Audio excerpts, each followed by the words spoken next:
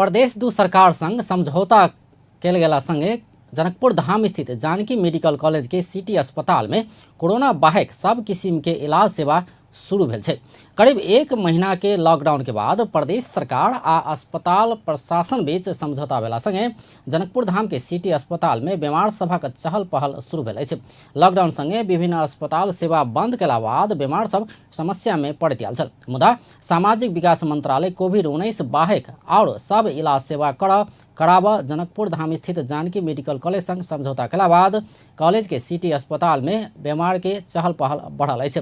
जनकपुर धाम के ब्रह्मपुरी स्थित कॉलेज के सिटी अस्पताल आ रामदैया स्थित शिक्षण अस्पताल में इलाज शुरू भेल अछि।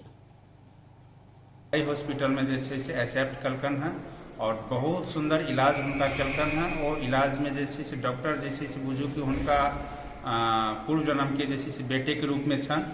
वो जे छै से हुनका एकदम सही से ट्रीटमेंट कलकन, बहुत सुंदर ट्रीटमेंट कलकन है और सब चीज के सुख सुविधा छन, कोनो प्रकार के जे छै त प्रॉब्लम नहीं भेला। उ एठन हमरा पुगा देलक महजबै में, उ एठन पुगाबे के जे पैसा उसा से नहीं देलक। आ एठन एली तो डॉक्टर एकदम सुविधा से हमरा काज कर देलक, एकदम देखल, एकते मात्र देखल आ एकदम टाइम टाइम पर डॉक्टर साहब आबै छथिन, टाइम टाइम पर एठन के नर्स छथिन, सब देखै छथिन। हमरा एठन एकदम सब कुछ के सुविधा। इलाजक अभाव में डर आ त्रासक सामना कर रहल बीमारक परिवारजन इलाज पाबऽ लगला बाद किछु राहत महसूस करऽ लागल अछि। महामारी में के जोखिम के बीच सेहो सखर सुरक्षा के उपाय सब अपना कऽ अपना सब काज करऽ लागल चिकित्सक सब बतौलनि अछि। सुविधा छ हाम्रो त यो PPE भन्ने जुन छ अमेरिकामा पनि पुगेको छैन, अरू विकसित देशमा पनि पुगेको छैन, सेन्ट्रलमा त झन् छँदै छैन। हामीले धेरै एक्सपेक्ट गर्नु पनि हुँदैन, तर जनतालाई सेवा दिनुपर्छ। यहाँ आइसकेपछि हामीले सेवाकै भाव लिएर काम गरिरहेछौँ। मास्क छ यस्तै दिनुहुन्छ होइन, अब खास यो चाहिँ 10 भन्ने दिनु पाए पनि हामीले यो चाहिँ गरिरहेछौँ।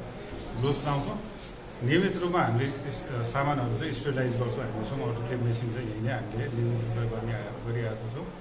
र सँगसँगै अब हाम्रो नाक कान अलिकति जति डिस्टेन्स मेन्टेन कोही फिभर क्लिनिक चलाउनु भएको छ, त्यहाँबाट स्क्रिनिङ गरेर आइसकेपछि चाहिँ हामी सबै नै हेर्छौँ। इन्डोस्कोपी पनि भइ नै रहेको छ यहाँनिर, कुनै पनि सेवाहरू रोकिएको कुनै पनि छैन। केसहरू इमर्जेन्सी केस भन्छौँ, निकै डेन्टल पेन लिएर आएछ भनेपछि हामीले चाहिँ गर्नुपर्दा दाँत उखाल्ने काम चाहिँ गरेका छौँ।